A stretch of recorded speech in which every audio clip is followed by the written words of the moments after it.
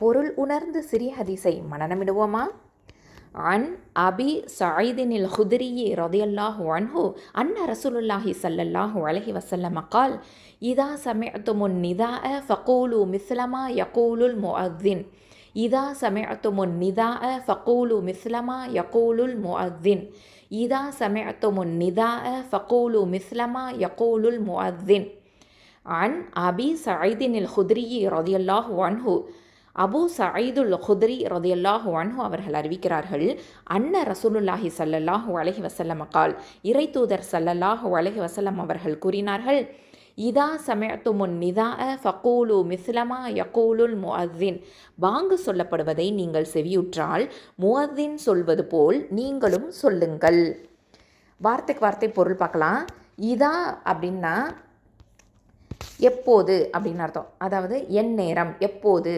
சமஅத்தும் நீங்கள் கேட்கிறீர்கள், அந்நிதா அழைப்பு, ஃப அப்போது, ஆகவே, கூலு நீங்கள் சொல்லுங்கள், மிஸ்ல போன்ற, மா எதை, யகூலு சொல்லுகிறார், அல் முஅத்தினு அதான் கூறுபவர், முஅத்தின்.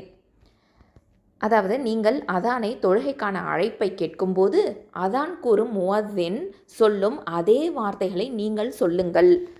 அதாவது அதானுக்கு மரியாதை நம்ம கொடுக்கணும். அதான் கேட்கும்போது மற்ற பேச்சுக்களை நிறுத்திட்டு கவனமாக கேட்குறது அப்படிங்கிறது இஸ்லாமிய பண்பாக இருக்குது.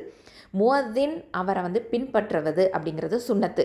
அதான் சொல்வதை திரும்பவும் நம்ம சொல்கிறது அப்படிங்கிறது நபி ஸல்லல்லாஹு அலைஹி வஸல்லம் அவர்களுடைய சுன்னத்து.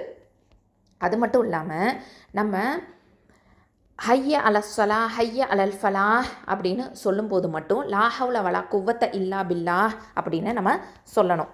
அல்ஹம்துலில்லாஹ். அது மட்டும் இல்லாமல் முஅத்தின் சொல்லும் வார்த்தைகளை நம்ம திரும்ப சொல்கிறது அப்படிங்கிறது ரொம்ப எளிமையான காரியம்.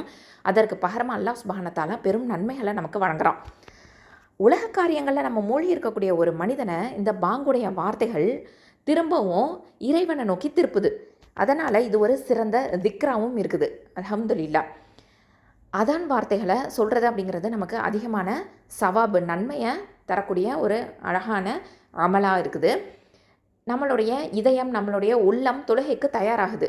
அதானுக்கு பதிலளிப்பது அப்படிங்கிறது நம் உள்ளத்தை தொழுகைக்காக தயார் செய்து அல்லாஹுடைய அழைப்புக்கு உடனடியாக பதில் நம்ம கொடுக்கணும் அப்படிங்கிற இந்த உள்ளச்சப்பாட்டையும் ஏற்படுத்துது. அல்ஹம்துலில்லாஹ்.